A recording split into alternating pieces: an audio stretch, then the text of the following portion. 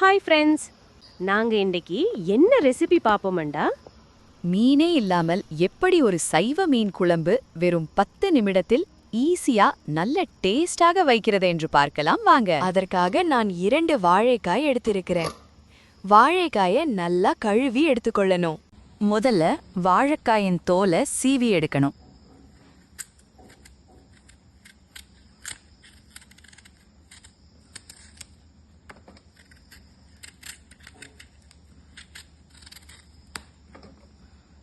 ரெண்டு வாழைக்காயின் தோலையும் இந்த மாதிரி சீவி எடுக்க வேணும்.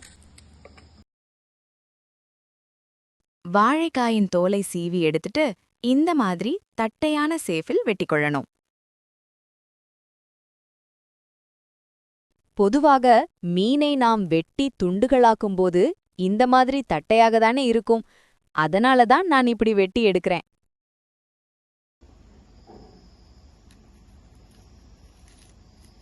மீன் பீஸ் சரியாக வரணுமென்றால் வாழைக்காயின் பீஸின் ஒரு பக்கமாக இந்த மாதிரி ஸ்மால் பீஸினை வெட்டி அகற்றணும்.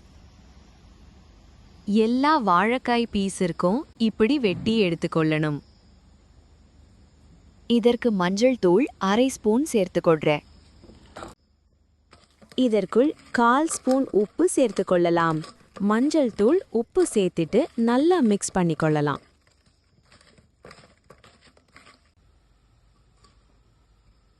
ஒரு பாத்திரத்தில் எண்ணெய் விட்டு எண்ணெய் சூடானதும் எவ்வளவு வாழைக்காய் பீஸ் போட முடியுமோ அவற்றை எண்ணெய்க்குள் போட்டு பொரிக்கலாம்.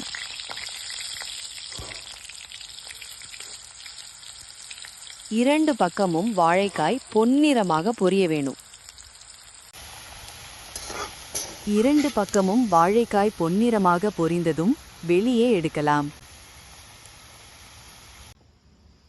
வாழைக்காய் பீஸ் எல்லாவற்றையும் பொரித்து எடுக்க வேணும். மறுபடியும் பாத்திரத்துல 3 ஸ்பூன் எண்ணெய் விட்டு முதல்ல வெங்காயத்தை போட்டு வதக்க வேணும். அதனுடன் 1/2 ஸ்பூன் பெருஞ்சீரகம் போட்டு வதக்க வேணும். கூடவே 1 ஸ்பூன் வெந்தயம் போட்டு வதக்க வேண்டும். சிறு துண்டுகளாக வெட்டிய ஒரு தக்காளி பழத்தையும் போட்டு வதக்க வேணும். கூடவே கறிவேப்பிலைகளையும் சேர்த்துக்கொள்ளணும். இதற்கு தேவையான உப்பு 1/2 ஸ்பூன் சேர்த்துக்கொள்றேன்.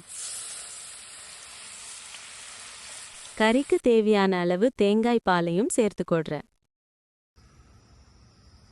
கறிக்கு தேவையான மிளகாய் தூள் 3 ஸ்பூன் சேர்க்கிறேன். உங்களோட உரப்புக்கு ஏற்ற மாதிரி தூள் சேர்க்கலாம்.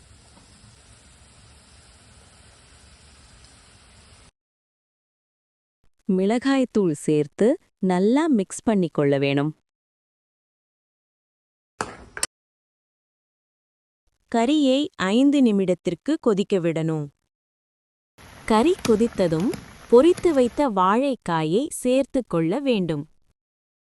கறியை பார்க்கும்போது நிஜ மீன் குழம்பு போலவே இருக்கின்றது. இந்த சைவ மீன் குழம்பை நன்றாக கொதிக்க விடணும்.